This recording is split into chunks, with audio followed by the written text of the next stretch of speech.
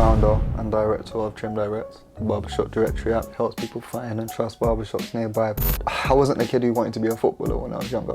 I was a kid who loved business. I remember loaning a fiver out to my cousin Jordan, who is now the UI UX developer for Trimdirect. Amazing. And I was doing secured loans before I even knew what a secured loan was. Like, having ideas is great, but the execution of those ideas is paramount, right? So knowledge is not power, the implementation of that knowledge is power. I'm not at what I call my level 10, but I'm gonna keep on pushing towards it. Look at people's stuff and teeth and improve. Teeth and improve. That's all it is. Add your own flavor to it, 100%. Because success leaves clues. Oh. Thank you in advance for listening, because it means that my confidence grows. Thank you for subscribing, because it means that I get to share more. And thank you for commenting, because it means that I get to listen to you. And thank you in advance for sharing, because that's confirmation that we inspired you to inspire others. I pray that you enjoyed this episode as much as we enjoyed creating it. This is the Promisingpreneur podcast.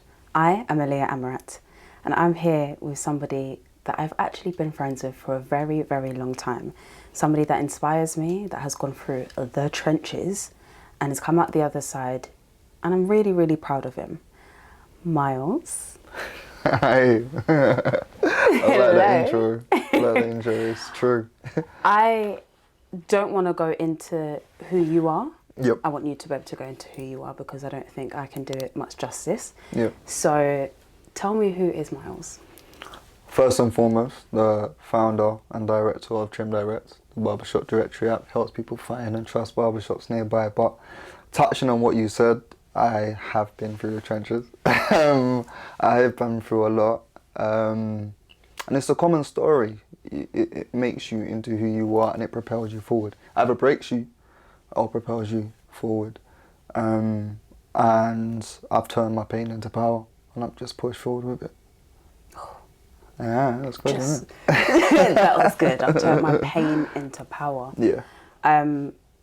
So yes, you are the founder and CEO of Trimdirect. Yeah. And Trimdirect is something that is well bloody needed. That you started in 2019? No, I started working on it in 2019, but Okay. because of the lockdowns and free tiers, and it didn't get launched until July 2021, just last year gone. Wow. But it's been a hell of a journey, but it's going well. It's going well, I'll be honest. I love that. I love that. So we're going to get into a little bit more about what exactly Trimdirect is.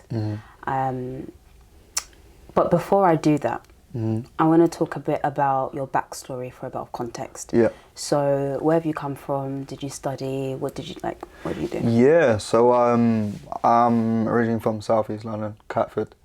Grandparents are Jamaican. I went to university, studied economics. I wasn't the kid who wanted to be a footballer when I was younger. I was a kid who loved business. From a very young age, I actually had my very first business, unofficial, when I was 10 years old. I was 10 years old. I didn't get a lot of pocket money, but the money I got, I used to save it up. And I used to loan it out to my family and my cousins. And it started with like a fiver. So I remember loaning a fiver out to my cousin Jordan, who is now the UI UX developer for Trimdirect. Amazing. And I was doing secured loans before I even knew what a secured loan was. Sorry, hold on a minute. At 10 years old, you was doing a loaning business. Where I got it from. Secured loans? Yeah. Advanced. The business was called Dunbar Inc., I remember. And I remember giving him a fiver. I said, put it in my little notebook, if you don't give it back by this time, I'll get you a Nokia.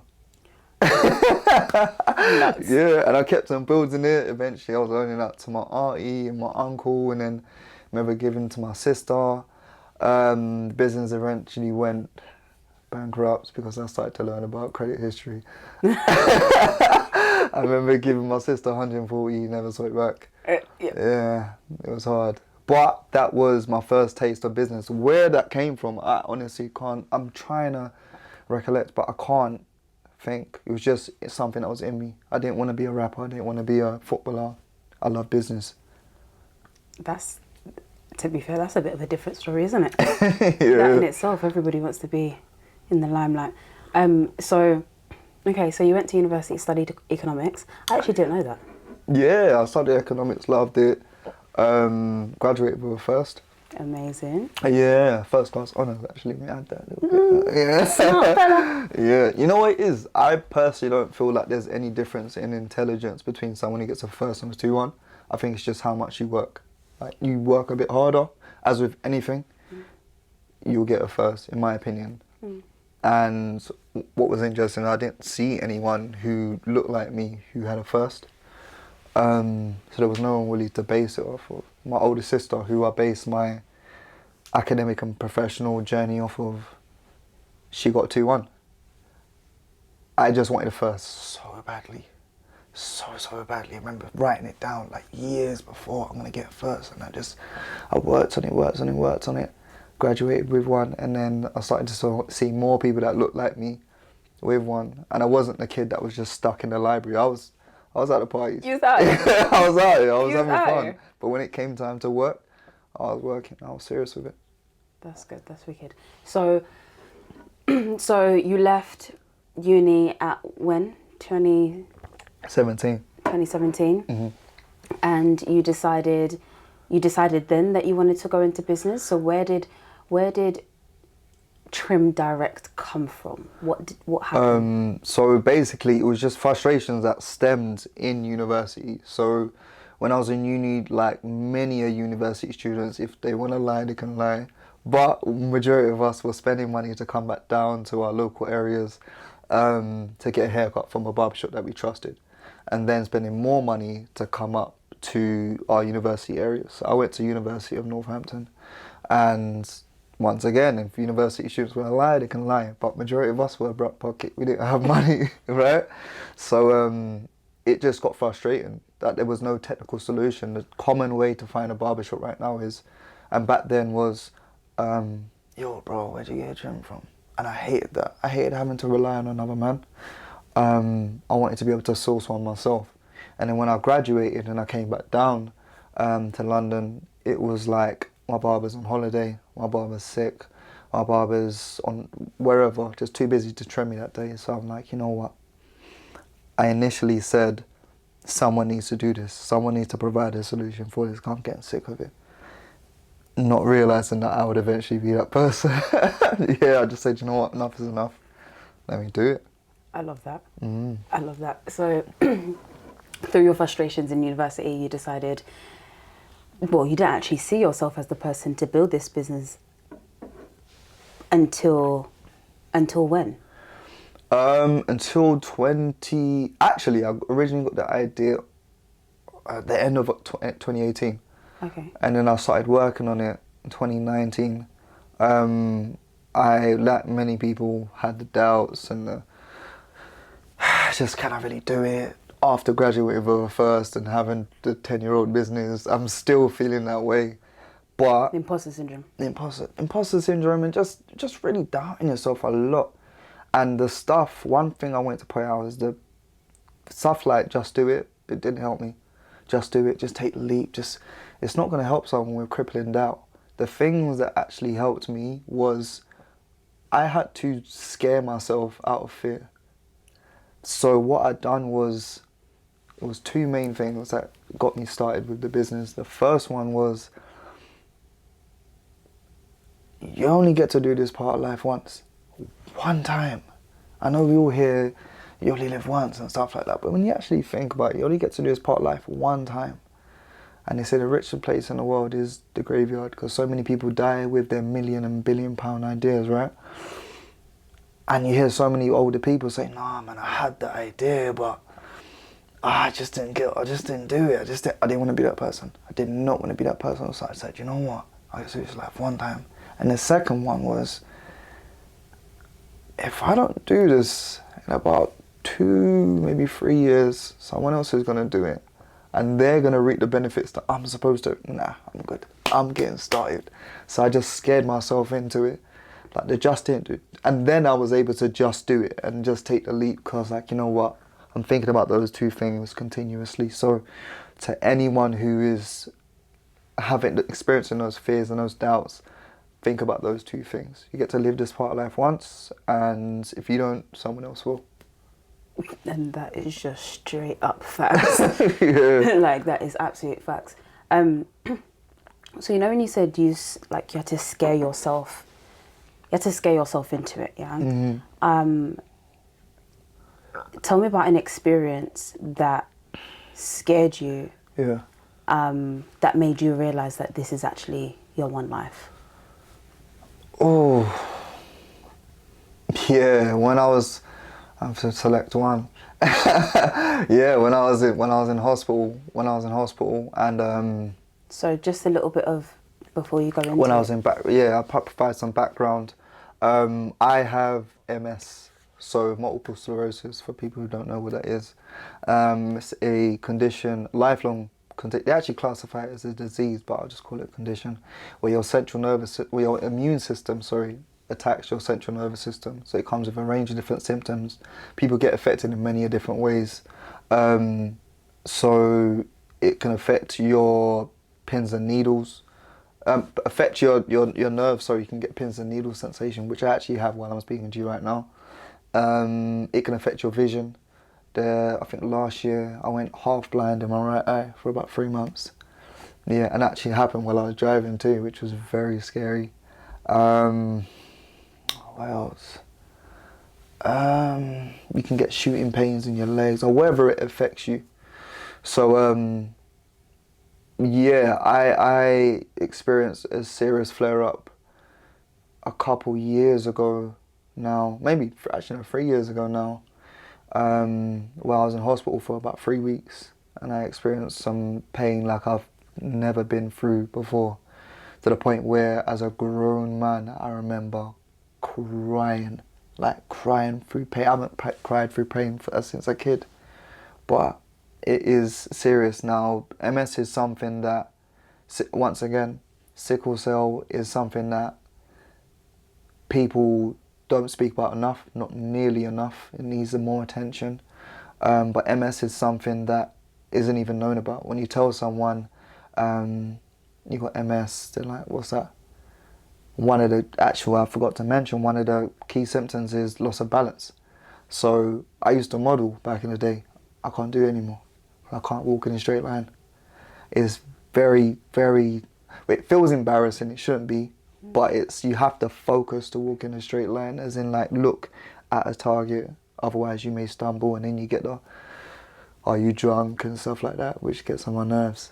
But you fight through that stuff. So to go back to your original question, being in hospital makes you realise that health is wealth. Health can take away or grant you your life. And for me, it made me realise that without God, we were nothing. Without God, you are nothing. Because I've recovered. Yeah, talking with you. Yeah. Thank God. Yeah. Thank God, honestly. Yeah, just thank God. So, right, so the moment, this was what, 2019? 2019, yeah. Summer. Yeah. I remember, because I remember having my salon and seeing, and you posted it a few months later, and I thought to myself, what happened? Yeah. Why are you in hospital? What happened? But straight after that, you came out of hospital, and straight after that, end of 2019, you called me to be in the advert for Trimdirect. Yeah. So what I want to know is how you went from that hospital bed to within months. Do you know what's crazy?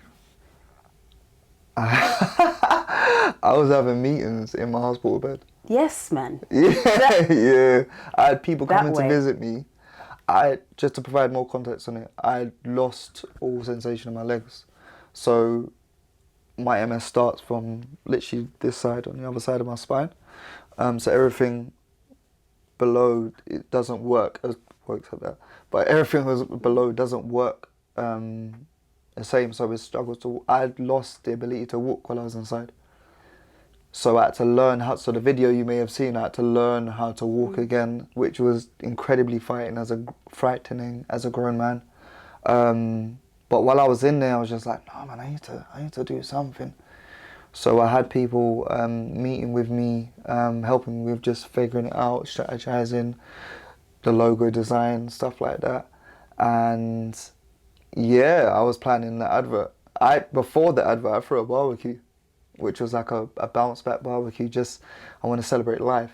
That was it. And then I said, you know what, let's get started. You only get to do this part of life once.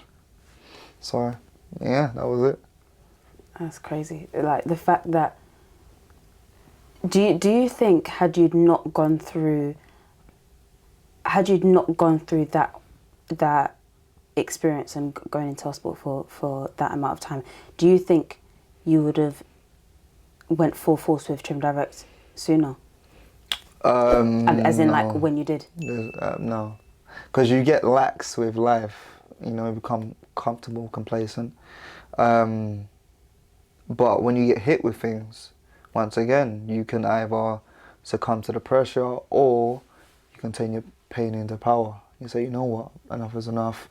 I want to push forward because I know what the other side is like. I don't want to be there anymore, so I'm going to keep moving. And that's what I done. So I guess it was a blessing. I guess so. Yeah, I mean, I think for a lot of people, it does become, something has to kick you up the backside to say, no, actually, you better start this right now.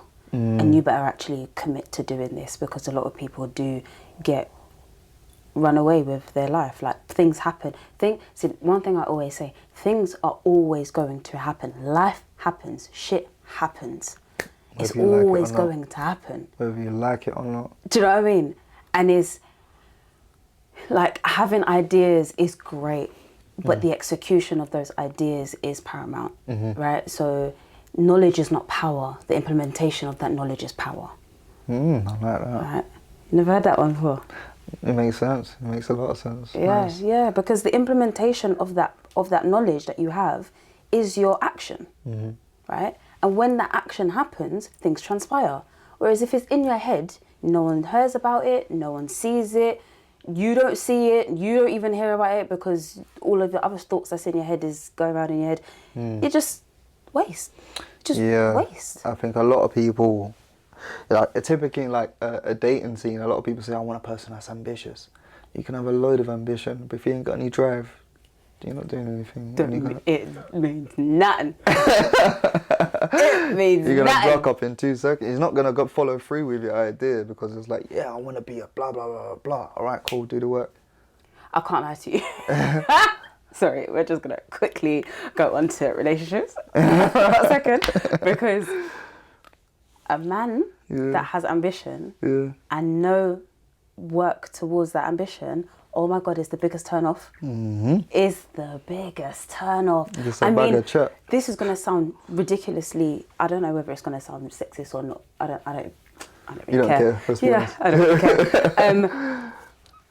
When females do, and this is, unfortunately, this is the facts of it, right? When females have just talk and like ambition, when females have ambition but don't have action towards it, it doesn't come across as bad when a man has the talk and doesn't go for it. Why is it?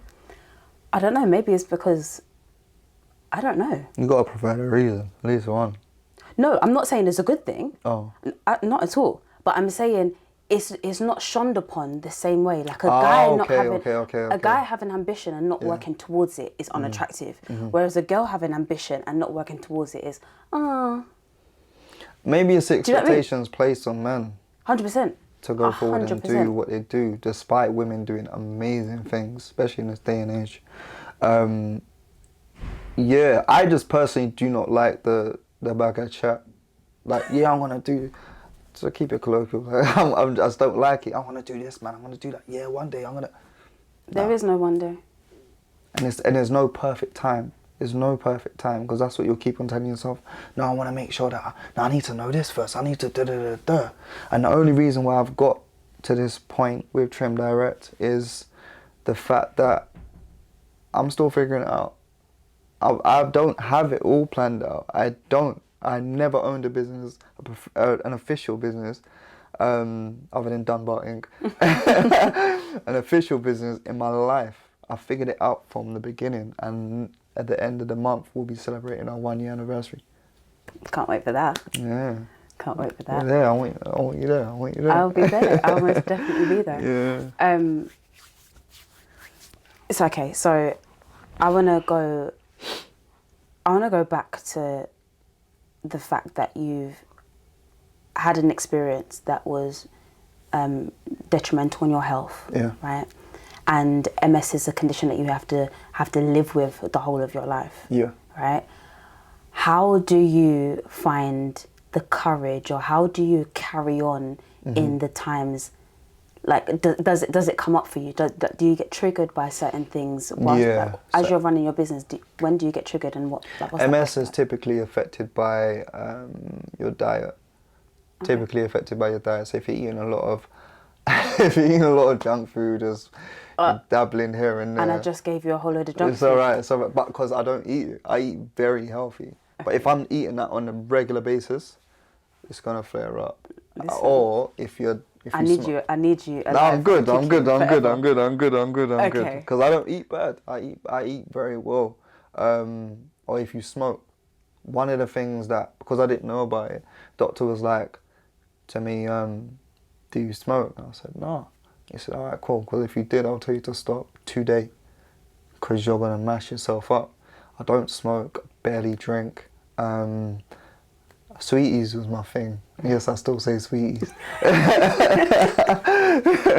Sweeties was my thing, man, and junk. So, but you just have to understand the importance of it, because that pain there and losing the ability to walk, scary stuff. Scary stuff. I was in a wheelchair, then I upgraded to a Zimmer frame like the elderly people have, and then I had a walking stick.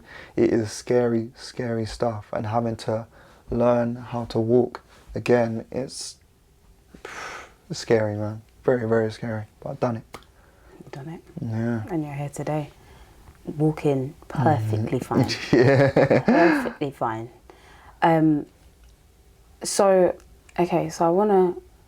I wanna delve a little bit deeper into the process and the mindset that you had to have. Actually, this just came into my head, so I'm going to ask you. Do you find that you currently, as an adult, behave or do things based on childhood traumas, or things that went on in your childhood, or things that you learned as a child? I think everyone does. I think it shapes you. It's just naturally. Things that where you was raised, it grants you your attachment type in terms of being like secure, avoidant, anxious, whatever it be. The way your childhood went will shape you. So things that I viewed. So as a young boy, I grew up seeing my dad working full time. So I understood what it was like to work and go out here and pay for your bills and take care of children. But I saw my mum in the entrepreneurial space, and she owned a business. And she's owned businesses, like consultancy business and stuff like that. So I was like, okay, so you can actually do this business thing. And the person who really busted up for me and really set a standard for me is my older sister. So my older sister is a therapist, clinical therapist, deals with adults and children, but she really set the standard and showed me. I only went to uni because she went to uni. She went to Brunel, but she's 8 years older than me, and I saw her do it, so I was like, oh, okay, so that's what we do. All right, let's go uni now. And it was following suit, and then she quit her job, and now she has her therapy practice, and she does that full time, and she's doing amazing. She literally just put out a book. Nice. Yeah, doing amazing. She was the one who showed me that, okay, we can do this. We do this. This is natural. We have the same mum and dad. We do this. Do you feel like you had the right childhood experiences? Childhood experiences, being younger, yeah, most definitely. Teenage experiences, I went through some time. I mean, you go through some things that shape you, as most people do.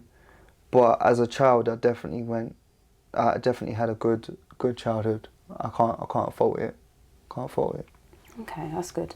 Because generally speaking, I mean, I speak to a few people that come in, all my guests that come onto the podcast, generally have some deep childhood traumas that affect their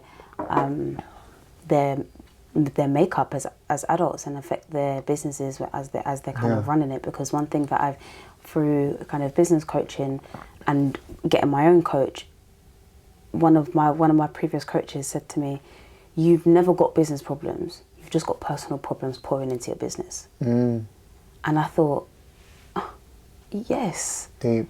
Like, if I'm a mess, my business is ultimately going to be a mess. No matter how streamlined you think your business is, and your business is and how streamlined you're going to make your business, you can put systems and processes and everything in place. But if you internally don't feel up to par, you're not going to do any of those systems and processes that you even put into practice. Your business is an extension of you. It's not like a separate entity. You are heading it. So with me, I think my turmoil came later on. Towards late teens and early 20s. But as for my childhood, that was good. But that stuff, including the hospital, was the stuff that shaped me and pushed me forward. And as I said before, helped me have some pain to turn into power. So yeah, without that stuff, I doubt I would even have Trimdirect. Yeah. So with your plans for Trimdirect, we've got 1 year anniversary coming up literally in a few weeks. By the time this episode probably goes live, probably would have been past by then. It will be out now. Literally. So what's your roadmap? Like where is Trimdirect at the moment, and what's your roadmap with Trimdirect? Cool. So as we established, we've just launched Trimdirect Android. So we're on both platforms, iOS and Android. We are launching the website as well, the mobile-friendly website, to make sure it's available on all platforms. So no matter what you're on, you can access it. We want to add more value to the barbershops, our clients, and the customers as well. So we want to introduce e-commerce where you can actually buy valuable products. Both the barbers and the customers who are looking for barbershops can buy products too. We want to provide bookings as well, which is one of the key things that we always plan to have on there. And then we continue to add more and more value, stuff I can't go into just yet, but there's a lot coming and it's all been planned out. In that time period from 2019 to 2021 when I actually launched, there was a lot of planning that got done. A lot of planning, and it's all going to come to fruition. God willing. So what is your next steps? What are we looking forward to next? The very next step is, after the Android, is the website, and then we go into the bookings. And then we're competing with the likes of Boop. They who shall not be named. That's funny. Okay, so question. You're non-technical, aren't you? No, I'm an economics-based guy, so I don't do any of the coding or anything like that. So as I mentioned before, my cousin, Jordan Litchmore, he designed my entire app. So he does UX, UI? He does UI, UX, yeah. He. What was funny was when I first started planning for the app, he just started his master's. And he got sent his first project, and it was to do like a real-life design for a real-life app. That'll get you extra points. So I remember thinking, at the time I was thinking, man, I want to do an app, I want to design an app. And then he hit me up, he was like, cuz, I got this project that I need to do. Can I do it on Trimdirect? And I'm thinking, can you? Please do it on Trimdirect. And we worked for about 2-3 months on that. And yeah. Does he need to do another one? He's going to work on a lot of stuff. He's going to work on... If he needs to do another one, I might have a role for him. Just saying. Yeah, he's doing well. He's doing well right now. I remember when we was doing it, I said, look, guys, put this in your CV. Tell them, you done this for that, everything that you done, and you'll be able to get a sick job. And just, I think 2 weeks ago, he got it. Why are you whispering? It was about 2 weeks ago. Nah, just about 2 weeks ago. Yeah. About 2 weeks ago, he got his job, which was like, amazing. We spoke it into existence, which is crazy. We spoke about this 3 years ago. Wicked. 3 years ago. Crazy. If you're enjoying this podcast so far, this is only going to annoy you if you're a hater. Click subscribe, click follow, and drop a quick comment. And if you've done all of those already, then send me a 5-star review, because honestly, it's the only way we survive on the internet. Thank you. So talk to me, because I do have a lot of technical and non-technical people that view this podcast based on the fact that my side business is within the Web3 technical space.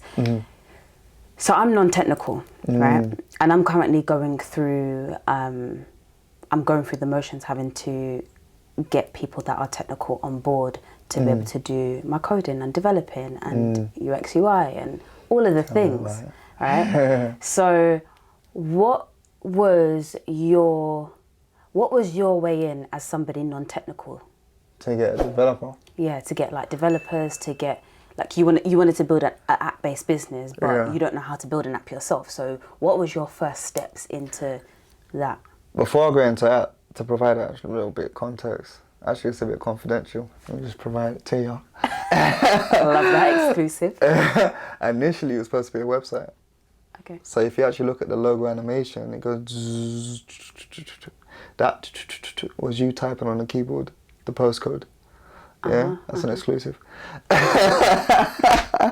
But my first step in was, I remember speaking to someone randomly that I met about Trimdirect, the idea. I said, oh, look, I got this idea for this barbershop directory and da-da-da-da.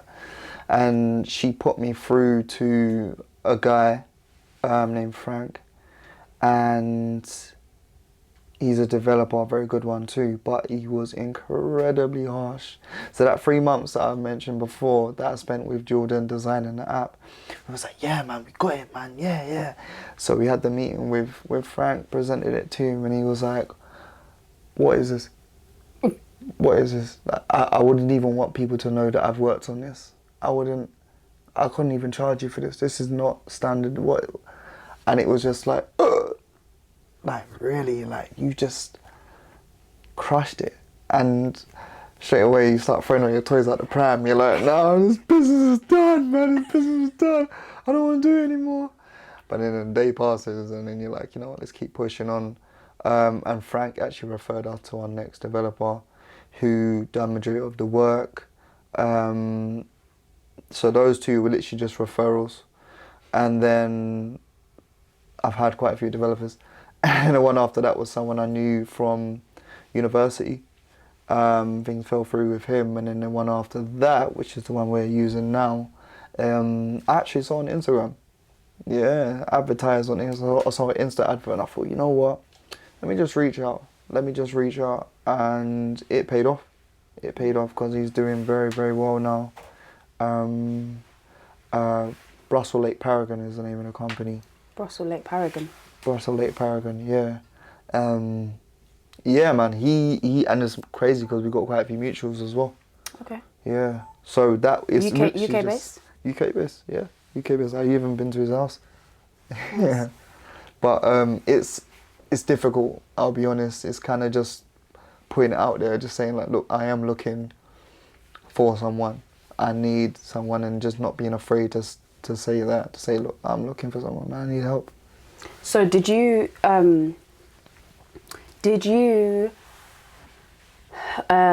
provide a salary to them, or like an upfront cost, or did you put them on an equity basis? Like No, I 100% equity. 100% equity. Okay. Yeah, so I literally just worked out a rate.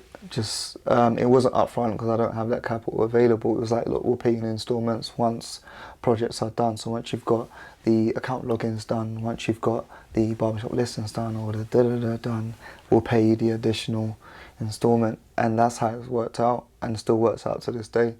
And it's basically, it just provides incentive for you to complete the work that needs to be done. Of course. So, all right. So, for anybody that, say, wanted to build their own app, Yeah. what would you say, in hindsight, Yeah. if you'd known back then that you would have done differently? Because obviously you've just gone through the process of building out. We've just gone through the first year. We're just about to start picking up on momentum, and now on Android, about to go into web app. Like, what, looking back, have you done like a reflection to kind of be like, okay, cool. Had I known that after this whole year's process, or this past 2 years process of building everything, had I known this, my life would have been easier. It may sound bad. It may... Sorry, I put this hand in. I swear I put this hand in. That's what happens. Yeah. All right. It may sound bad, but just teeth. That's what? Look at people's stuff and teeth and improve.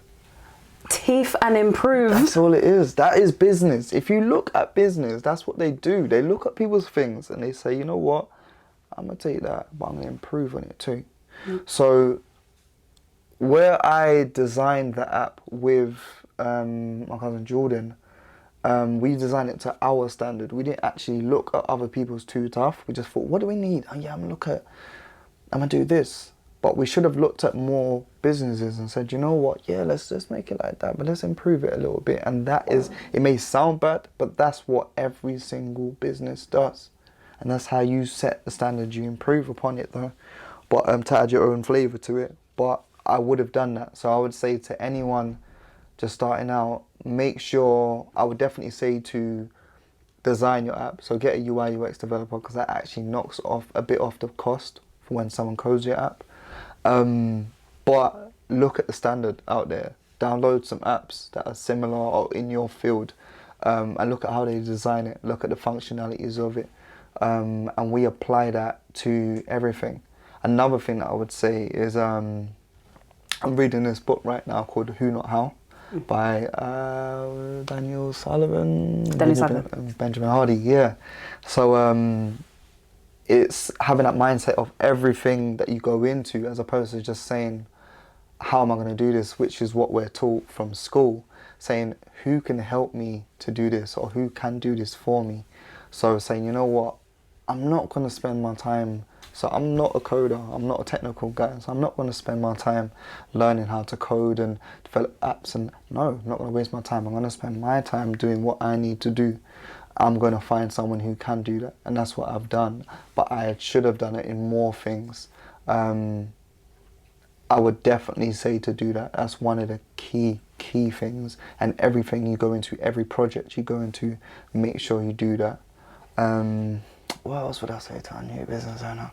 Act like you want it as much as you say you do. Act like you want it. Now, it's very important to find that balance between personal life and business life. You do need to have a personal life, 100%. But remember that you have a task at hand that you really want to, well, act like you want it. My favourite motivational speaker is Eric Thomas. And he says, a lot of you don't really want that. You just kind of want it. You just kind of want it. You don't want it as bad as you want to party or go check that girl or check that guy or go to that restaurant or whatever it be. You just kind of want it. So don't tell me that you want it. If you really want it, you go for it. So that's what I would say. Act like you want it as much as you say you do, because believe me, you will get it. And it takes some time, but it will happen. And I'm not even 100% there yet. I'm not at what I call my level 10. But I'm going to keep on pushing towards it. I've got to this stage, and this was once a dream. And I'm going to keep on going to level 10, and then I'll get there, and then I'll have a new level 10. The hydronic treadmill. We love the hydronic treadmill. I love that. That is sound advice. That is legitimately sound advice. make sure you look at your competitors, make sure you look at the industry around you. One thing that I find so many creatives do is they create because they want to create. They create because they want to have an outlet. They create because they like what they're creating. However, not looking at what's there and not looking at what sells and what already works in the market puts a whole load of stress on your head when you're out there trying to sell somebody something that they don't need nor do they want. Right?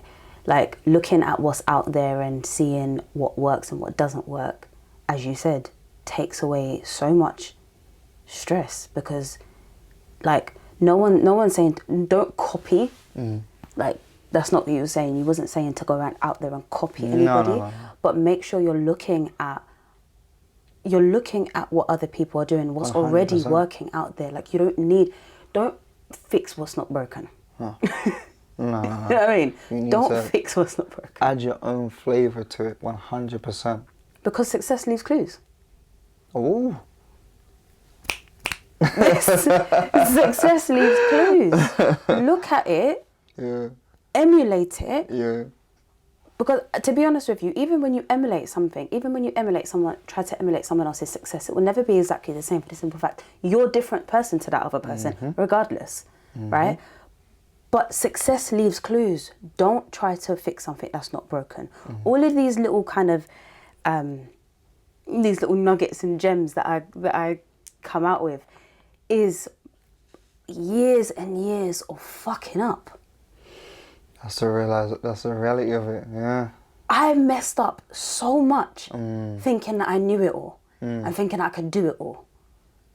And I just put myself through the world of stress and the world of anxiety and the world of pressure. I put pure pressure on myself. It's the ego. Right. Ego is the enemy. Yeah, it's the ego. You see, for the past 2 years or so, I've been on a journey of humbling yourself. See, that's the thing. My ego was never arrogant. Okay. Yeah, so my ego has never been arrogant, but my ego has always been quiet. Okay. So no one knew that I had an ego. But it's not. It's really weird because. Okay, so for someone like myself, I have never looked at a celebrity or never looked at anybody in the world, never looked at anybody in the world and said, oh, I aspire to be like that person, or oh my gosh, that person inspires me, oh my gosh, I've never idolized anybody, ever. And that was never because I hadn't, that wasn't my ego saying that. It was because everybody that kind of gave me advice or everybody that I'd seen, in my mind, my imagination surpassed where they was. And I'm like, you can't give me... And where my ego stepped in was my thought process of, you can't give me advice because you're not where I want to be. I want to be past you. Okay. That's where my ego stepped in. So I wouldn't say anything to anybody, but I'd kind of just be like, okay, yeah. And I just wouldn't take in certain things that people would say. So, you know, when like your parents might say something to you and I'm just like, yeah, but you're not where I want to be. So why am I even listening to you? Like, it doesn't even make sense. However, had I listened to them or understood why they said what they said, obviously in hindsight, I'm going to get that. But at the time when I was a lot younger, I didn't get that. Right? Had I just understood at the time when they said it and looked at the bigger picture on why they said what they said, I probably might not have gone through that piece of trauma or that piece of failure. Yeah. Failure. You know what I call that? Willful ignorance. Yeah. So you got a lack of knowledge, but you're choosing to have it because your people are flooding you with. But it's like, no, I'm good. It's like, bro, like you can actually get the gems here, but it's like, no, I'm good. And you may have your reasons for it, but a lot of us do it, especially with, I remember I went to a networking event and they were talking about the power of the pivot. I think it was that Black Seed. And they they just said, you know what, ego can actually stop you from pivoting, because you're like, no, I've got this idea, and you're sold on it. You're like, no, this is the idea, man. It's gonna work. It's gonna work. Sometimes you need to pivot just a little bit, just to get that gem, that sweet spot. So yeah, that is it. I feel like the willful ignorance can hinder a lot of us. Massively. Yeah. Massively. The past 2 years, I think when I left my salon, so I left my salon in 2019, just after. Yeah. I remember. Yeah. 2019, just after we done your first commercial thing, Yeah. I left the salon, and then I decided that I needed to change the way that I was doing things. Mm-hmm. So the next business that I build, I'm going to do things a little bit different. Mm-hmm. And what I'm going to do is I'm now going to absorb information from everywhere. Mm-hmm. Anyone and everything. I can get my hands on. I'm taking my you. Literally, because I realized how important it was, or it could have been, for me to have like a mentor or somebody that I can kind of just feed off of, even if they're not in the position that I want them to. Like I want to. So because obviously my thing was, if you're not where I want you to be, why am I listening to you? Because you don't get what I'm trying to do, right? I'm trying to surpass all of you. But I have to realize that to even get to surpassing, and not to be better than, when I say surpassing people, not to be better than anybody else, right? But surpass you when it comes to business. Like your business hasn't got to where my level of business is you can't see it, is out of frame.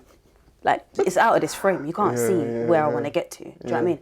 So the only way I'm going to get there is by taking and leveraging off of every single person's experiences and knowledge, and taking bits of that and emulating all of it and becoming the best well-rounded version of myself, and building the best well-rounded version of my business. 100%. And that's one thing I would say to new business owners or people thinking about getting into business, is take all of the information that is readily available for you, and that is the good and the bad. Yeah. So you look at the bad and you say, look, that's what I'm going to step over, I'm going to sidestep, I'm going to make sure not to make that mistake. Exactly. But you just look at all of it. Look at the failed businesses as well. The ones that, so before I went ahead with Trimdirect, I studied directories.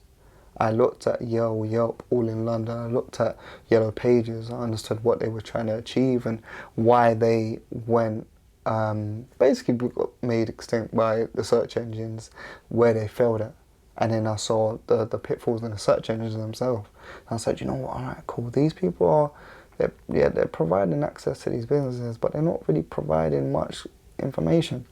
And as with anything, you need to provide information. So that's why the main focus point of Trimdirect is improve information, improve written and visual information. So I want you to trust that barbershop before you even step foot inside. So you're going to know everything. You're going to know everything, all the pertinent information. We're not telling you if the walls are blue, but telling you the things that are going to affect your experience, which is what's important.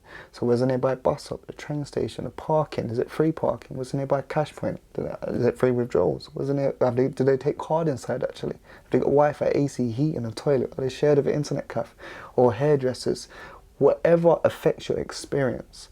And then, in actual fact, you're going to find out if the walls are blue because we filmed the barbershop. So a short 1-minute digestible video, which starts from entering the barbershop, because it's a virtual tour. It's you entering the barbershop, and it shows the vibe of the barbershop and interviews the main barber. So it's not dry questions like, what's your passion for barbering? It's questions like, if you could trim anyone dead or alive, who would it be? So it's like, you see the barber say, you know what, man? Oh man, I trim a Prince or a Bob Marley or a Kendrick Lamar. And then you as a viewer, like, you know what, I like this person. Better yet, when I go there, I'm gonna say, what, you like Kendrick Lamar? What's your favorite album? Now you've got an icebreaker. So you've built likability. You've built a liking rather for that barber before you even step foot inside.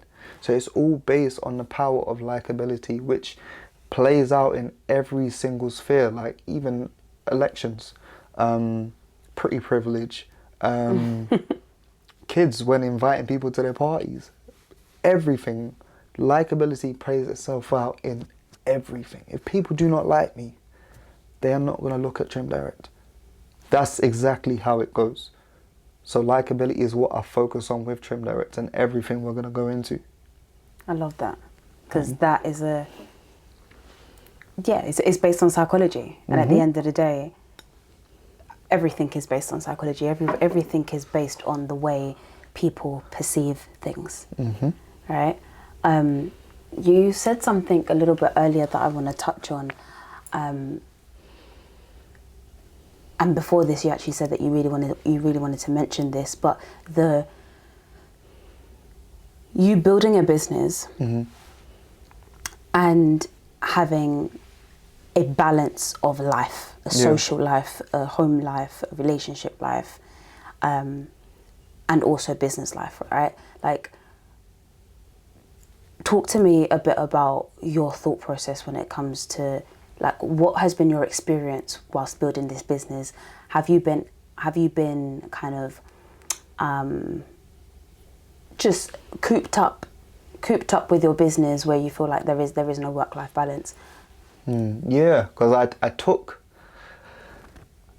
the route which I thought was the traditional route.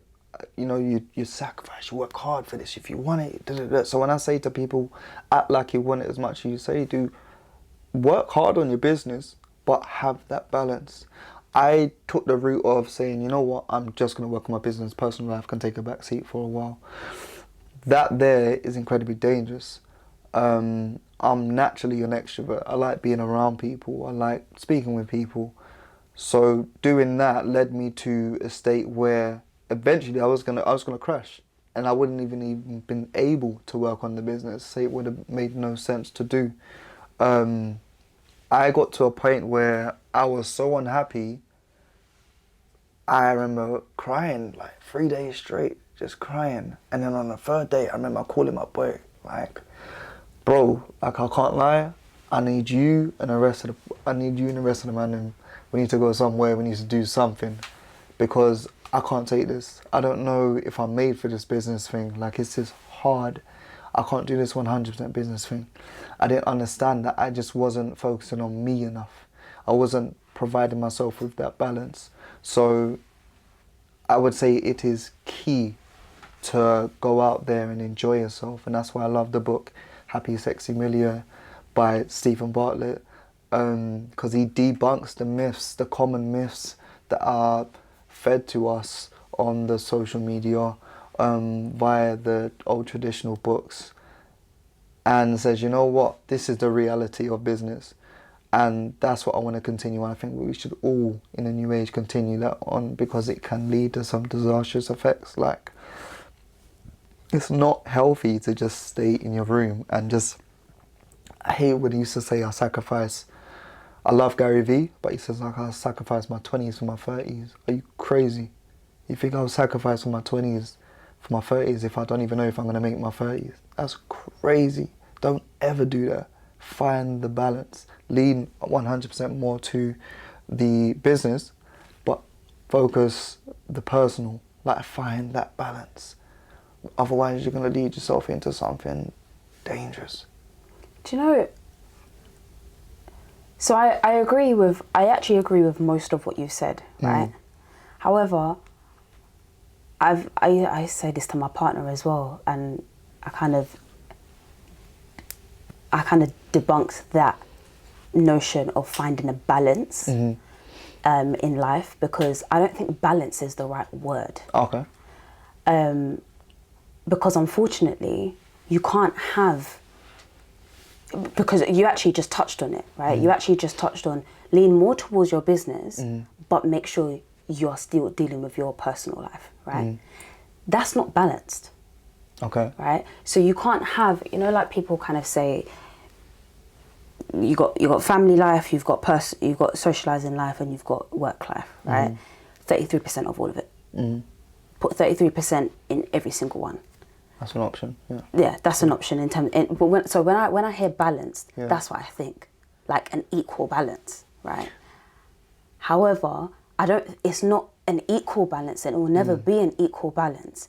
If you have the ambition and you need to back up you want to back up the ambition, right? It's having, it's understanding that sometimes something needs to take a back seat, but it's not forgetting that it's there, right? So always, and I put it down to self-awareness, right? Knowing when it's too much for you. Yeah. No, because what's too much for me is not enough. Is not too much for you. What's too much for you, it might not be too much for me, right? So like pain thresholds. My pain threshold, I can get tattoos all over my body and it's nothing to me. But someone can't even put a needle of a pinch of a what do you call it? Injection into them, right? So our tolerance levels, our pain thresholds, They vary. are very, very different. Yeah. So it's about doing the work enough to work out what your balance is, and knowing that your ambition, your talk has to match your actions. So you can't turn around and be like, okay, cool, I want to be the next millionaire, right? However, I'm putting in part-time hours and part-time effort. You're not going to get to your million 100%. at all. I agree. So stop chatting shit, babes. You're not going to get there if you're putting in part-time hours and saying, but I need self-care. That's overindulgent. Do you know, right? And but then the maddest thing is, it's not actually even overindulgent. Yeah. Because for them, or I'm saying for them, I don't know, right? For somebody that turns around and says, oh, like after work, after my 9 to 5, because you need to do, okay, cool, you need to do your 9 to 5 to pay your bills, fine. On a Thursday night, on a Friday night, on a Saturday, you're going out. Oh, but I need a social life. It's self-care. It's the soft life, right? I started to hate this word. Honestly, started to hate it. I'll be honest, I only found out about this word like last week because everyone kept saying it. I was like, what the hell is soft life? Oh, Rick Ross said it. When? I'm like, what? Anyway, so yeah, like, I need to have this work-life balance because so I used to do business coaching, right? So during the lockdown, I'd have there was tons of young women that came to me and was just like, okay, yeah, so I want to start doing lashes, I want to start doing nails. I started learning it in lockdown, so I want to do that and I want to build this into the business and leave my 9 to 5. And I'm like, okay, cool, that's great. However, what is the purpose in doing that? Are you doing that because, but I'm trying to get to my million? Okay, you want to get to your million, however, you're doing your 9 to 5 and then you're going out straight after the 9 to 5 instead of working on the craft, instead of getting really good. I want to be able to, like, I just don't understand why like my Instagram followers are not picking up. Are you posting? Are you engaging? Are you getting the right type of clients? Because there's no point you having 1 million clients, but then you only have a 0.5% turnover. So what you're saying is synonymous with act like you want it as much as you say you do. Exactly. Yeah. Because you can't turn around and say to me, I'm going to be like, I want to have this balanced life. However, you want business. Like, you have to understand, people around you also have to understand, and you have to understand within yourself what you're willing to sacrifice. And I'm not saying you have to sacrifice everything, right? But if your ambition is £1 million by so and so whenever, you need to put in the work towards that. That means that your family, that means that your social life, that means that all of this other stuff may have to take a bit of a back seat, right? But then it's being aware enough to say, okay, no, now it's too much. Now I need to take a moment, or I need to take a weekend break because I'm cooped up too much. So something like what you said that you've done, like, it got too much, and then you was like, no, Mandem, hi, I need your support now. That's what happened. I need your support. Like, I'm about to lose it. Yeah. It's getting, you don't even have to get to that point. Yeah. Because for me, myself, right now, I know that I'm in serious startup mode. Like, I'm so focused on startup. I don't enjoy going out. I don't enjoy speaking to my friends on the phone. I'm wasting my time. Get off my phone. I love you, but get off my phone. Yeah. Like, what are we talking about? Nothing. Yeah. Do you know what I mean? And is that feeling, when you're there, like, for me, I'm a massive creative, right? So when I'm in that mode, I don't want to break that. I don't want to break that flow. I don't want to break that momentum because I fear that if I break that momentum, I'm not going to be able to get it back for a while. And then I'm going to end up wasting time. And then I go through this mad conflict in my head, right? So I'm working through all of that as we speak. Like I'm building this podcast. I'm building CREATALAND. I'm building a presence, like my own presence within the Web3 space as a non-technical founder. Like I'm building all of these things all simultaneously at the same time, while still having a partner that I tend to, while still thinking about having a family with him, while still thinking about my actual, like my parents and my brothers and sisters.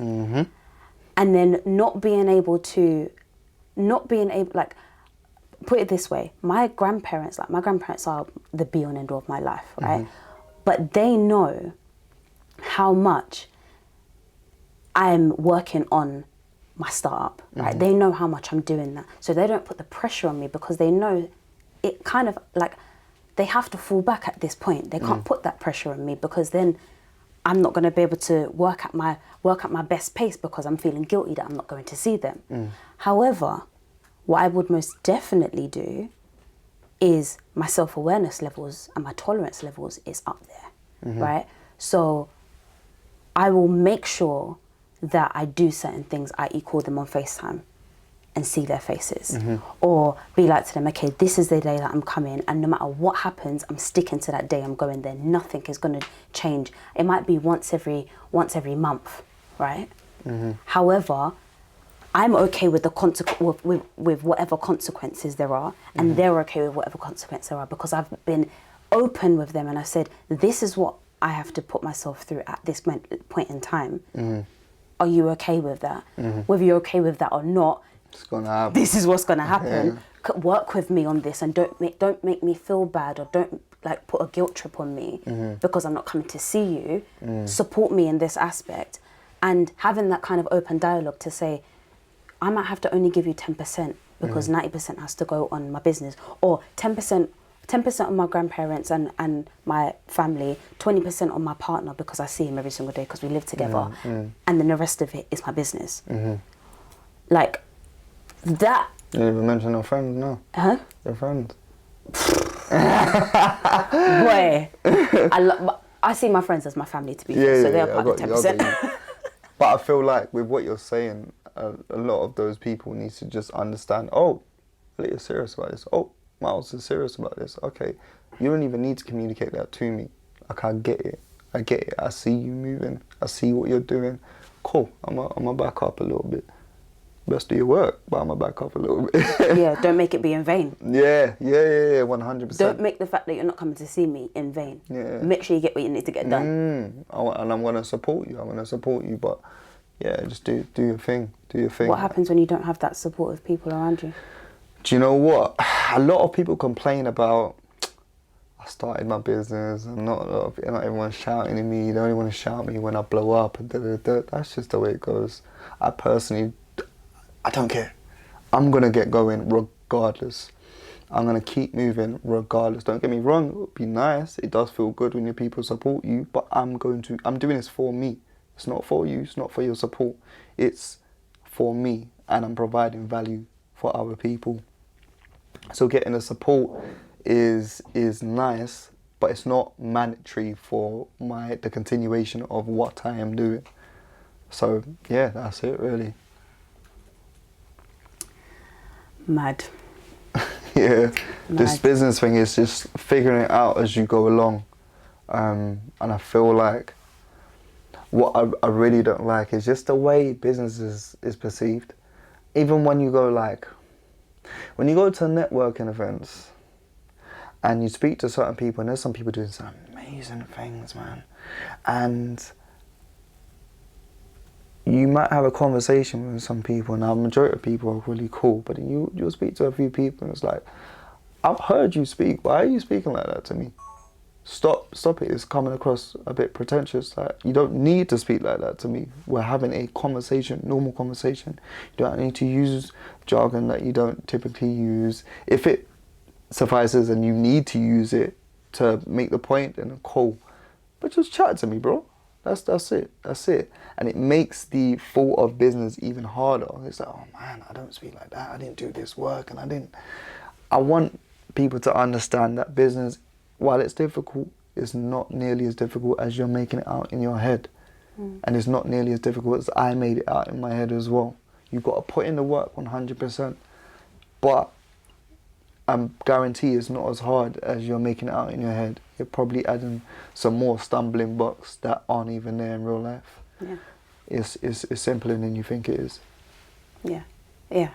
It's not easy, but it's simple. Yeah, that's the reality of it. That's the reality of it.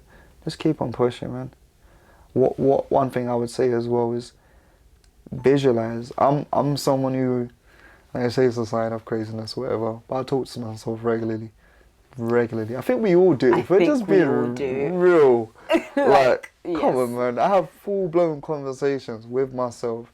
I have done your job by myself. I am the interviewer and interviewee. I say, well, I've done that. A whole dialogue. Yeah, a whole dialogue. I do it by myself. I want to understand what I do. As I said before, I studied directories. And when going into business, study your industry and study your own business. What do you provide? What value do you offer? So you can ask me any question about Trimdirect. I'll be able to answer it. Reason being, I've studied my business. I know what we're doing. I know what we're going to continue to do. I know what we're going to do in 2, 5, 10 years. Why? Because I've studied my business. Speak to yourself and ask yourself questions. Don't feel stupid. It's real. We all do it. Speak to yourself and understand what you do and the value that you can add. Ask yourself real questions before someone else does and you don't have an answer for it. I think what's crazy is how could you not know your business? No, it happens so often. Yeah, It's yeah. like, how do you not know your own business? You came up with the idea. Yeah. You could just make it, even if you don't know, just make it up. It's yours. It happens. I mean, people don't understand the intricacies of it. But just like, listen to there's so much information out there. Go listen to podcasts. I love the Social Proof podcast. I listen to it on a regular basis. I'll listen to Diary of a CEO on a regular basis with Stephen Bartlett. I love it.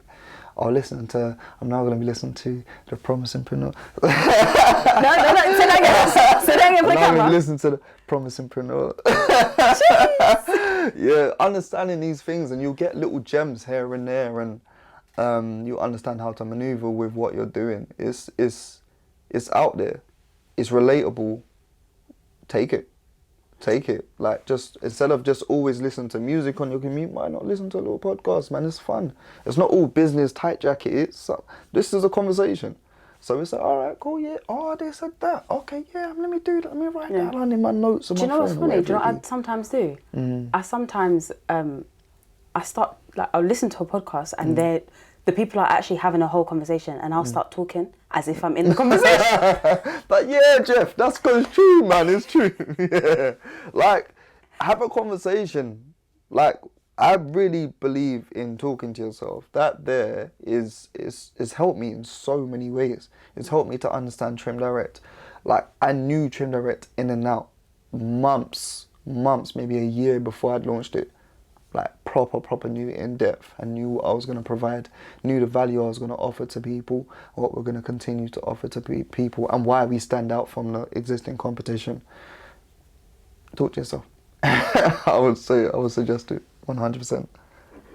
100%. Yeah. Oh, Myles, you have been an absolute gem to speak to. Honestly, thank you so much for coming in. Thank you for inviting me. Of course. And you've actually really inspired me today. Like, you have legitimately inspired me. Happy to. So I'm happy. I mean, we always have good old conversations. So I'm going to cut it there because I feel like we could go into so much more. However, I want to follow your journey and follow your growth. Yeah. And I want to be able to get you back onto the Promisingpreneur podcast 100%. in the next year. Yeah. And I want to see some fire moves because I know they're coming. I know they're coming. Yeah, 100%. We're looking to do some big things. There's a lot of things planned. As I said, 2, 5, 10 years, it's all planned out. It's all planned out, and it's going to come to fruition. You're going to see me doing that TED talk. Watch. Ted, are you Hey, listening? baby, I'm here. Thank you. Yeah, thank you again. Love you loads, No and problem. speak to you soon. Thank you. You was just listening to the Promisingpreneur podcast. I am Aahliyah Amerat, and thank you so much for listening all the way through. Don't forget to click subscribe and share to at least one person, because that's the only thing that's going to fuel us to carry on.